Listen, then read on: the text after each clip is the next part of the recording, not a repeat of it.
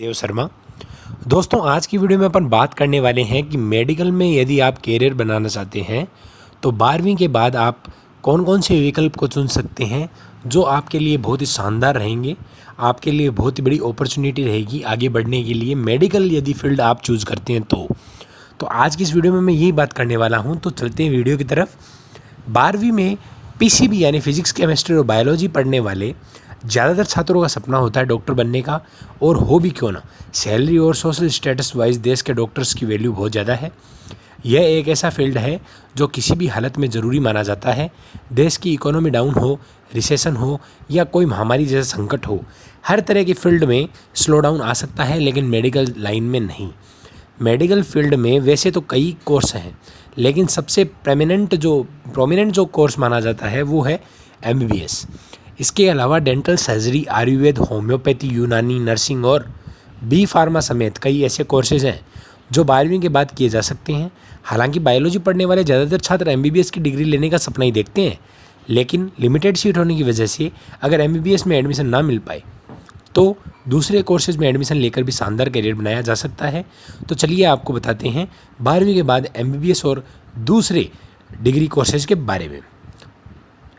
MBBS, bachelor of medicine, bachelor of surgery यानी MBBS. Medical field में सबसे ज़्यादा वैल्यू इस कोर्स की है।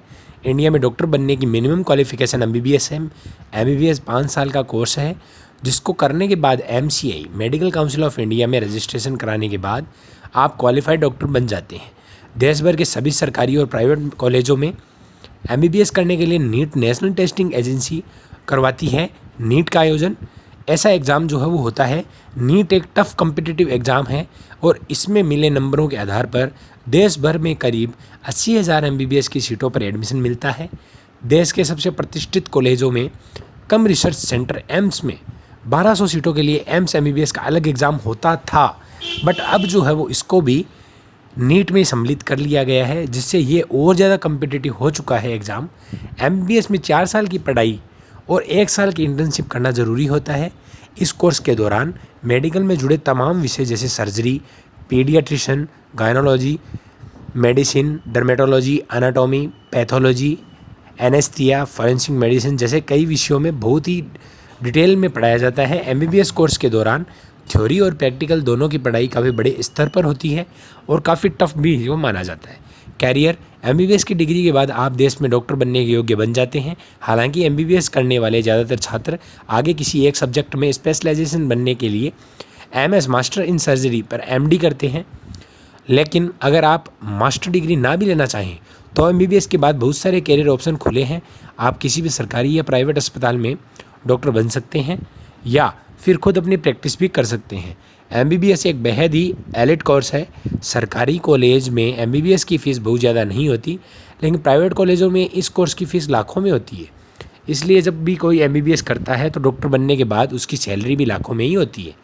सेकंड अपॉर्चुनिटी 12वीं के बाद मेडिकल लाइन में है BDS, bachelor of dental surgery. MBBS के बाद छात्रों की दूसरी प्रेफरेंस होती है बीडीएस यानी बैचलर ऑफ डेंटल सर्जरी। यह कोर्स भी 5 साल का है, जिसमें 4 साल पढ़ाई के अलावा 1 साल की प्रैक्टिकल ट्रेनिंग करना ज़रूरी होता है। नीट का एग्ज़ाम ही देश भर के सभी कॉलेजों में बीडीएस कोर्स के लिए एलिजिबिलिटी टेस्ट है। DCI, dental council of India, BDS के कोर्स और पढ़ाई को रेगुलेट करती है। यह कोर्स करने के बाद सरकारी और प्राइवेट हॉस्पिटल और दूसरे मेडिकल संस्थाओं में डेंटिस्ट आप बन सकते हैं। डेंटल डॉक्टर की काफ़ी सैलरी भी अच्छी होती है। तीसरा है BAMS, bachelor of Ayurvedic medicine and surgery. ये आयुर्वेद में एमबीबीएस की जैसी डिग्री है। ये कोर्स 5.5 साल का होता है, जिसमें 1 साल की ट्रेनिंग करना ज़रूरी है। BAMH थोड़ी प्रोनाउंसिएशन में प्रॉब्लम है। मैं आयुर्वेद की पढ़ाई के बारे में आपको बताया जाता है और इस कोर्स को करने के वाले डॉक्टर आयुर्वेद के तरीके से पेशेंट का इलाज करते हैं। नीट का एग्ज़ाम ही एक ऐसा कोर्स है में एडमिशन का क्राइटेरिया है। इस कोर्स को करने के बाद आप किसी हॉस्पिटल में डॉक्टर बन सकते हैं या अपनी खुद की प्रैक्टिस स्टार्ट कर सकते हैं। चौथी जो है वो है BHMS, bachelor of homeopathy medicine and surgery. BHMS homeopathy की बैचलर डिग्री है और इस कोर्स को करने के बाद होम्योपैथी में डॉक्टर बनते हैं। अगर एमबीबीएस या दूसरे प्रेफरेंस वाले कोर्स में एडमिशन न हो तो BHMS डिग्री जो है वो ली जा सकती है। वैसे भी आजकल एलोपैथी के अलावा होम्योपैथी और आयुर्वेद के तरीके से ट्रीटमेंट लेने का चलन बढ़ गया है। ऐसे में इस कोर्स का भी अच्छा महत्व है। इस कोर्स को करने के लिए भी नीट का एग्ज़ाम देना पड़ता है और इसके अलावा कुछ न एक दूसरे एग्ज़ाम भी हैं जो आपको देने पड़ते हैं। 5.5 साल के इस कोर्स में भी 1 साल की ट्रेनिंग ज़रूरी है। ज़्यादातर सरकारी और प्राइवेट मेडिकल में हॉस्पिटल में होम्योपैथी का डिपार्टमेंट भी होता है जहां आप नौकरी कर सकते हैं। इसके अलावा अपना क्लिनिक भी आप खोल सकते हैं। 5 नंबर है BNYS, bachelor of naturopathy and yoga science. यह 4.5 साल का कोर्स है जिसमें 1 साल की इंटर्नशिप शामिल है। BNYS में नेचुरल तरीके से कैसे मरीज को ठीक किया जाए इसके बारे में डिटेल में आपको पढ़ाया जाता है। इसमें नेचुरल थेरेपी और तमाम योगा और आसन के बारे में पढ़ाया जाता है। इस कोर्स को करने के बाद फिटनेस ट्रेनर, योगा ट्रेनर बन सकते हैं या नेचुरोपैथी में डॉक्टर बन सकते हैं। BPT, बैचलर ऑफ फिजियोथेरेपी, 4.5 साल के BPT कोर्स में शरीर को फिट रखने वाली massage, exercise and muscles movement में संबंधित पढ़ाई और प्रैक्टिकल ट्रेनिंग कराई जाती है। फिजियोथेरेपी की आजकल के टाइम में डिमांड बढ़ रही है। हर बड़े सरकारी और प्राइवेट मेडिकल कॉलेजों में तो फिजियोथेरेपी डिपार्टमेंट होता ही है। इसके अलावा लोग कई बार दूसरी चोट या फिजिकल प्रॉब्लम को दूर करने के लिए भी फिजियोथेरेपिस्ट में पर्सनल थेरेपी भी लेते हैं। हर स्पोर्ट की टीम में भी फिजियोथेरेपिस्ट की ज़रूरत होती है, तो ये एक अच्छा ऑप्शन माना जाता है 12वीं के बाद मेडिकल कोर्सेज में। BVSC and SAAH, bachelor of veterinary science and animal husbandry. हम आपको बता दें कि BVSC जो है एंड AH को करने के बाद वेटरनरी डॉक्टर आप बन जाते हैं।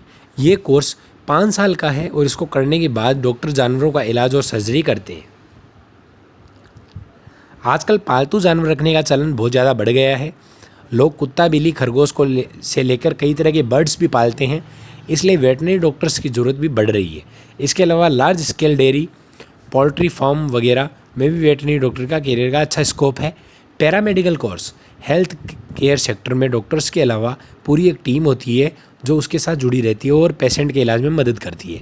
ये टीम ही पैरामेडिकल टीम है जो ट्रीटमेंट के दौरान डॉक्टर्स के साथ असिस्टेंट का रोल प्ले करती है। इस फील्ड में डायग्नोसिस, टेक्नोलॉजी, रेडियोलॉजी, एनेस्थीसिया जैसे कई डिपार्टमेंट जो है वो शामिल है। पैरामेडिकल के कई ऐसे सब्जेक्ट हैं जिनमें आप डिप्लोमा या डिग्री भी करने के बाद आसानी से हेल्थ केयर सेक्टर में जॉब पा सकते हैं। Diploma in nursing, professional course में एक पॉपुलर डिप्लोमा नर्सिंग भी है। वैसे तो नर्सिंग फील्ड में कोई भी जा सकता है, लेकिन लड़कियां इस डिप्लोमा में ज़्यादा प्रेफर करती है।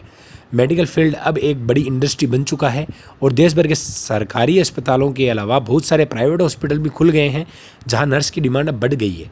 ऐसे में 12वीं के बाद 3 साल का नर्सिंग डिप्लोमा भी आपको एक अच्छा करियर दे सकता है। अब बात करेंगे बी फार्मा की, बैचलर ऑफ फार्मेसी। इंडिया के केमिस्ट बनने या मेडिकल स्टोर चलाने के लिए बी फार्मा ज़रूरी है। बी फार्मा करने के बाद आप लाइसेंस्ड फार्मासिस्ट जो है वो बन जाते हैं। बी फार्मा 4 साल का कोर्स है और इसमें मुख्य तौर पर medicine, pharmacy, chemistry, biology and health care के बारे में पढ़ाया जाता है।